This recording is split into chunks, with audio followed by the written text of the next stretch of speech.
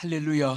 오늘도 이 방송을 시청하시는 사랑하는 성도 여러분, 전 세계 여러분들이 처한 형편과 처지가 천태만상으로 여러 상황에서 여러분들이 이 말씀을 접하고 있을 줄 믿습니다. 지금은 코로나 바이러스의 비상 시국으로서 많은 어려움을 전 세계가 함께 겪고 여러분들의 마음에 아픔과 고난이 얼마나 많으시겠습니까? 저는 오늘 이 말씀 여러분과 같이 함께 은혜를 받으면서 큰 위로와 하나님께 영광이 되어지기를 바라는 마음 간절합니다. 마태복음 5장 5절에 예수님의 팔복 중에서 세 번째 하신 말씀이 여기에 기록되어 있습니다. 온유한 자는 복이 있나니 땅을 기업으로 차지할 것이라고 말씀을 했습니다. 이 온유는 우리가 갈라디아 5장 22절의 말씀에 성령의 9가지 열매가 있습니다. 그 중에 사랑, 희락, 화평, 인내, 자비, 양선, 그 다음에 충성, 온유, 즉 8째 성령의 열매인 것입니다. 그래서 저는 그동안 이 성령의 열매의 가장 핵심적인 것, 사랑 열매부터 지금 8번째까지 제일 신구약 성경의 그 열매 하나하나의 중요성을 말씀을 드렸습니다. 오늘 이 온유에 대해서 예수님 자신이 여기 팔복 중에서 이 말씀을 거론하였습니다. 여기 보면 온유한 자는 이렇게 말씀했습니다. 그래서 오늘 온유함의 능력, 이 온유함을 통해서 얼마나 위대한 힘과 얼마나 큰 사건을 우리에게 안겨주는 이 사실을 말씀을 통해서 우리 함께 은혜 받고자 합니다. 보통 우리가 프라우데스라고 하는 이 헬라어의 온유라는 말의 뜻이 많이 있습니다. 여기 보면 제일 중요한 뜻은 부드럽다고 하는 뜻입니다. 부드럽다. 또 이 화평, 친절, 또 관용, 이런 여러 가지 뜻을 나타내고 또 낮아지는 이 마음, 이런 의미도 이 프라티우스의 말씀 속에 브라우데스의 그 헬라어 속에 들어 있습니다. 자, 그러면 우리가 보통 온유하면은 힘이 없고 그냥 져주고 또 후퇴해주고 양보해주고 그냥 아무 몇 가지도 없고 이렇게 생각하기 쉽습니다. 그러나 이 성경에 나타난 온유는 절대 그것이 아닙니다.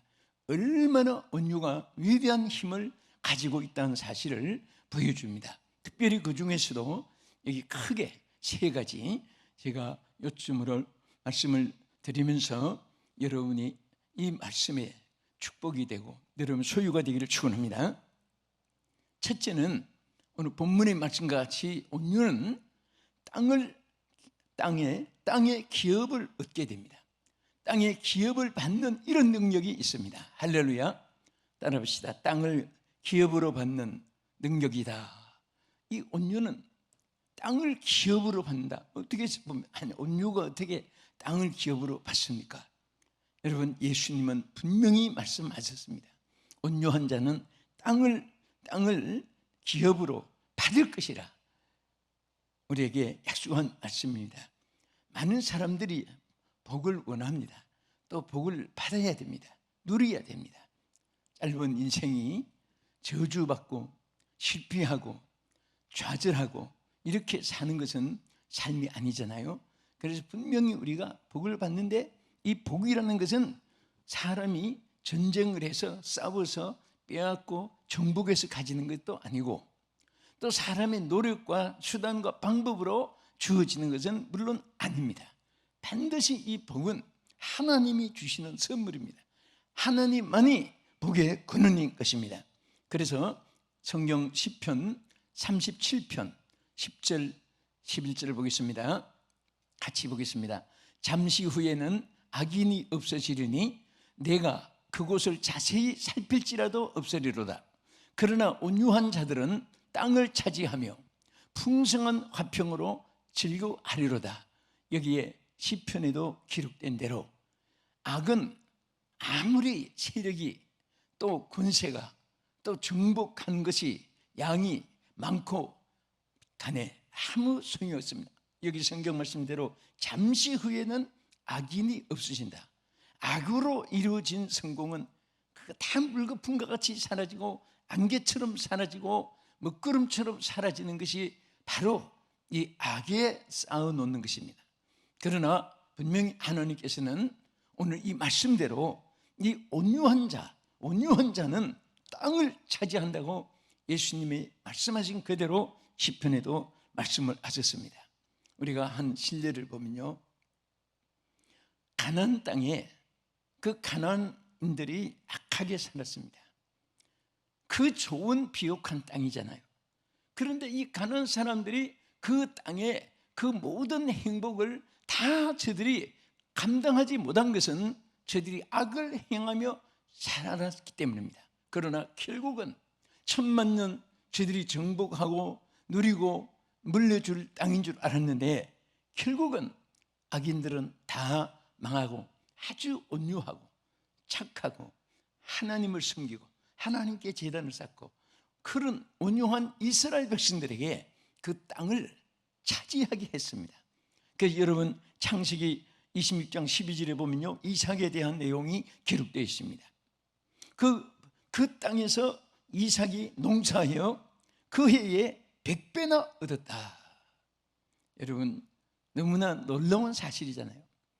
아니 아무리 농업의 과학적인 발달이 되어서 재배한다 하더라도 어디 100배를 얻을 수가 있겠습니까? 이것은 절대로 하나님만이 하시는 역사입니다. 축복은 하나님께 있습니다. 오늘 이 방송을 시청하신 여러분, 정말 여러분들이 이삭처럼 이러한 100배를 얻을 수 있는 그러한 승리자가 되기를 주님의 이름으로 축원합니다. 이 가나안에 있는 사람들은 똑똑하고 말 잘하고 힘이 있고 체력이 있고 지혜가 있고 그리고 여건 조건을 다 갖춘 사람들입니다. 그러나 악은 오래 가지를 못했습니다. 악으로 지배하고 악으로 다스리고 악으로 소유한 것은 이것은 여기 성경 말씀 시편 37편 10절의 말씀대로 뭐가 있으면 악인이 없어지느니 잠시 후에는 다 없어진다. 그러나 온유한 자에게는 하나님이 땅을 차지합니다. 여러분 어떻게 보면 그 옆가리는 단단해요. 힘이 있어 보이잖아요. 그러나 여러분 고무, 나이롱 이런 것은 흐물흐물합니다. 그렇지만은 아무리 꺾으려고 해도 꺾이지도 않고 떨어지지도 않습니다. 지경입니다. 그러나 옆가리는 툭툭 부러집니다. 악은 어떻게 보면 강하게 보이지만은 순간에 파멸이 되고 파괴가 되고 끝장이 되는 겁니다. 그러나 온유는 힘이 없어 보이는 것 같아도 체력이 있습니다. 그 속에 강한 힘이 있습니다. 능력이 있습니다. 그래서 온유는 능력입니다. 하나님이 주시는 축복의 능력인 것입니다. 사랑하는 시청자 여러분, 오늘 여러분과 저는 무슨 힘이 있겠습니까? 우리 아무것도 아닙니다. 그러나 만일 여러분들이 그 약한 것에 무력을 가지고 지력을 가지고 체력을 가지고 권력을 가지고 검력을 가지고 여러분 이렇게 주변 모든 호의가 있다 할지라도 여러분들 그것은 아무것도 아닌 것을 알아야 됩니다. 비록 아무것도 없어도 예수가 있습니다. 내게 아무것도 없어도 예수가 있는 사람들은 가장 힘 있는 사람이고 승리할 수 있을 줄 믿으시기 바랍니다. 어렵고 힘든 세월을 보내고 있습니다. 눈에는 눈물이 있을 것이고 가슴에는 찢어지는 아픔도 있을 것입니다. 여러분 육체는 너무나 힘든 고통도 있습니다. 질병, 환난, 고통, 실패, 낭패, 절망, 오늘 모두의 심정입니다. 어느 한 분의 아픔이 아니잖아요. 그래서 오늘 우리는 이럴 때에 정말 우리 예수님이 온유한 자, 여러분 마음에 혈기, 분노, 강박성, 또 때로는 포악해지고 때로는 막 자포자기해지고 신경질이 나지고 막 뭔가 우울증도 생기고 자기를 자기가 하지 못하는 이런 오늘 시대지만은 오늘 예수님의 온유함으로 끝까지 인내하시고 주님 똑바로 바라보시면 소망이 보이고 축복이 보일 줄 믿으시기 바랍니다. 두 번째는 이 온유함의 능력이 무엇이냐? 온유는 크게 쓰임받는 능력입니다. 할렐루야. 이 무슨 뜻입니까? 하나님이 온유한 자를 크게 쓰신다 그 말이에요. 크게 쓰게 하는 방법이 지력도 있었고 또 누가 도와주는 그런 또 힘이 배경도 있을 것이고 사람이 살아가는데 환경 여건이 또 잘 찬스가 맞아서 기회가 주어져서 이렇게 될 수도 있지만은 여기에 하나님께서는 우리에게 말씀하셨습니다. 온유는 크게 쓰임받는 능력이다. 어떤 힘보다도 더 큰 능력이 온유를 통해서 우리에게 주어진다는 사실을 말씀한 것입니다. 먼저 시편 18편 35절 또 주께서 주의 구원하는 방패를 내게 주시며 주의 오른손이 나를 붙들고 주의 온유함이 나를 크게 하셨나이다. 할렐루야. 주의 온유함이 주님이 베푸시고 또 주의 온유함이 우리에게 주어졌을 때 하나님이 크게 우리를 해 주신다. 사실은 우리가 삶 자체도 우리가 스스로 사는 것이 아니듯이 여러분과 제가 하나님께 쓰임받는 것도 마찬가지입니다. 오늘 여러분 주께 쓰임받게 된 거 얼마나 감사합니까? 하나님께서 여러분들의 온유함만큼 크게 지금 쓰고 계시는 거예요. 만약에 여러분과 제가 강팍하고 포악하고 그런 가난한 족속처럼 우리가 그렇게 되어 있었다면 쉽게 무너졌을 것입니다. 부름 받아 쓰임을 받을 것은 생각지도 못할 것입니다. 그래도 주님이 여러분의 소유한 온유함 때문에 오늘 여기까지 쓰임 받았는데 앞으로 더 크게 쓰임 받는 것은 온유함 속에 능력이 주어지는 줄 믿으시기 바랍니다. 민수기 12장 3절에도 이렇게 모세에 대해서 하신 말씀이 있어요. 뭐라고 있습니까? 이 사람 모세는 온유함이 지면의 모든 사람보다 더하더라. 이 모세를 쓰게 된 이유를 여기 말씀했습니다.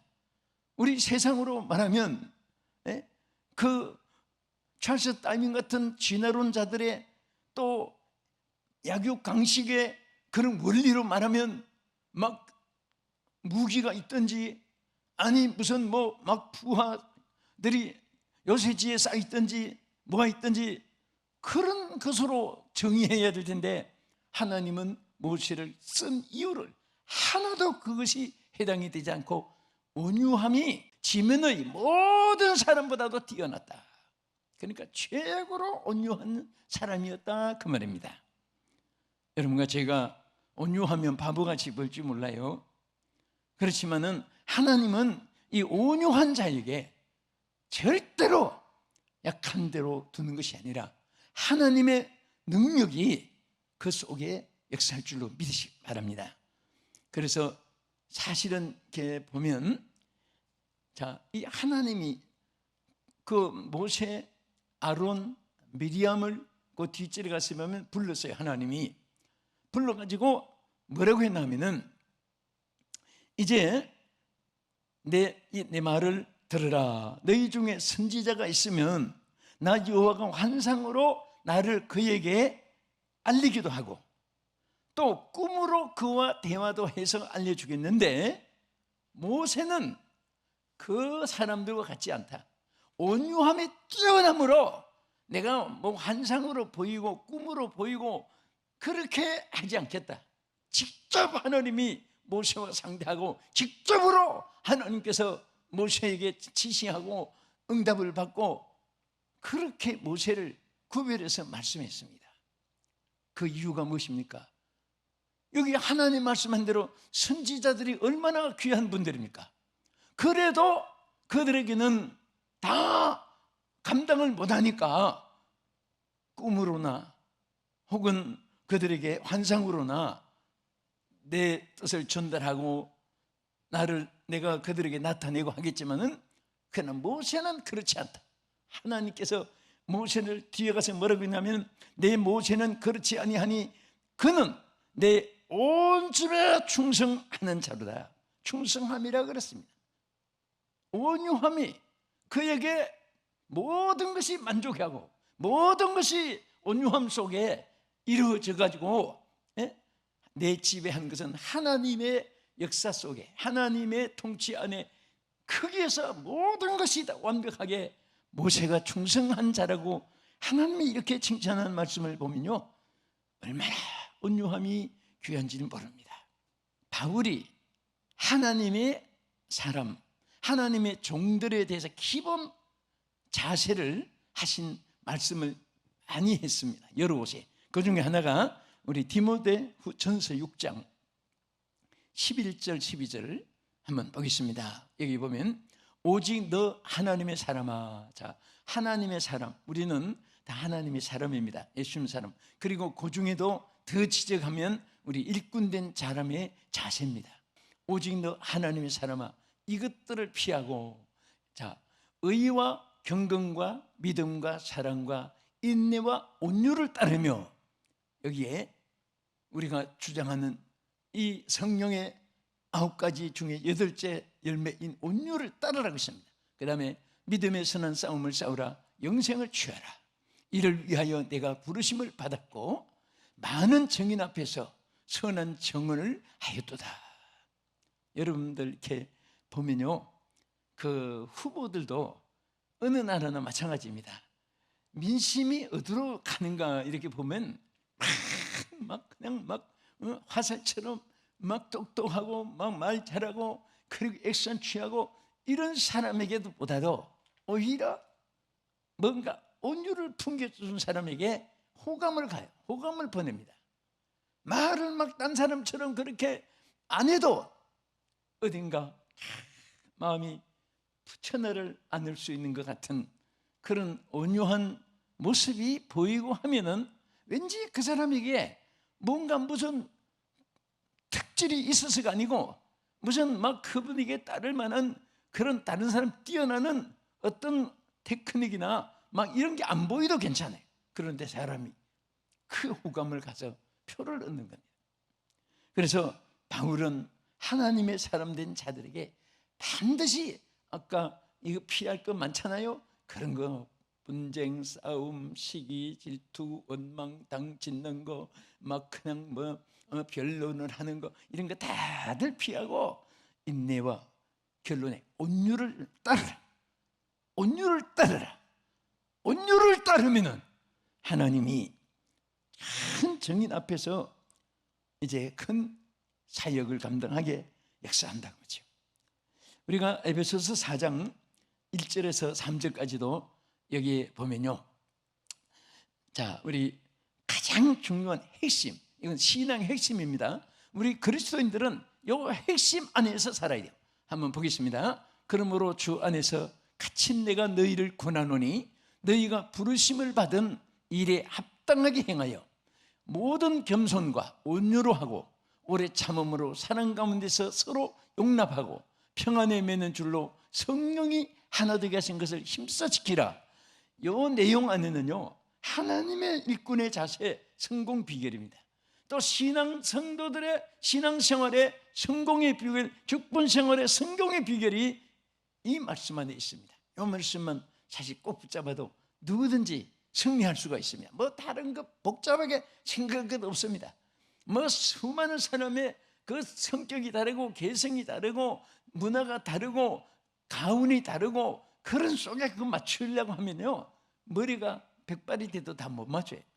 여러분, 그냥 오늘 바울이 말씀대로 모든 겸손과 온유와 오래 참음으로 서로 용납하면서 온유한 자가 되고 성령이 하나 되게 하신 것을 지켜나가면 어디든지 어디든지 하나님이 쓰시고 축복하실 줄 믿으시기 바랍니다. 이제 끝으로, 자, 이 온유함의 능력이 뭐냐? 마음에 쉼을 주는 능력입니다. 여러분, 아무리 이 세상에 좋은 환경이 있어도요, 마음에 쉼이 없으면 지옥 생활입니다. 광야 생활입니다. 빈들의 마른 풀입니다. 그리고 거친 사막을 헤매이는 것과 같습니다. 예수님이 인류를 향해서 이 성경을 가리켜서 인류의 초청장이라고도 이렇게 말합니다. 한번 보겠습니다. 마태복음 11장 28절, 수고하고 무거운 짐진 자들아 다 내게로 오라. 내가 너희를 쉬게 하리라. 나는 마음이 온유하고 겸손하니 나의 멍에를 메고 내게 배우라. 그러면 너희 마음이 쉼을 얻으리니. 마음에 쉼을 얻으리. 결론입니다. 오늘 마음에 예수님은 나는 온유한 자다. 그런데 어떤 수고하고 무거운 짐을 지었더라도 다 내게로 오면 나는 온유한 자이기 때문에 너에게 쉼을 주겠다. 할렐루야. 우리는 인간의 쉴 곳이 없어서 마음이 붕 떠 있습니다. 많은 사람들이. 또 마음이 그냥 고정되어 있지 못합니다. 여러 가지로 어려운 여건 환경 속에서 아우성치고 몸부림치고 메말라가는 오늘 이런 시대에 하나님께서 우리에게 쉼을 약속했습니다. 여러분, 솔직하게 마음이 막 급하고 이런 사람은요, 그 잠도 제대로 못 잡니다. 꿈에도 마음이 불안하고, 온유한 자는 잔잔한 호수처럼 천하 태풍이 일고 천하 토네스가 막 불어대치고 천하의 쓰나미 홍수가 덮여오고 천지개벽이 일어나도 온유한 자는 하나님을 부르면서 승리할 수 있습니다. 우리 성경 한 절만 끝으로, 디도서 3장 2절에 아무도 비방하지 말며 다투지 말며 관용하며 범사의 온유함을 모든 사람에게 나타낼 것을 기억하게 하라. 오늘 이 말씀을 여러분 가슴에 새기면서 우리는 생활 속에 정말 복잡다는 이런 세상을 살지라도 범사의 온유함, 범사의 이 온유함을 어느 한쪽이 아닙니다. 여기 보면 범사의 온유함이라고 있어요. 모든 것에 온유함을 가지고 온유한 자로서 승리하는, 어떤 일이 있어도 온유함으로 총칼보다 행비살보다 강한 이 강한 온유의 무기가 오늘 여러분들에게 행복을 주고 승리를 주고 하나님께 영광을 돌리는 승리가 반드시 주께로부터 이룰 줄 믿고 주님의 이름으로 축복합니다.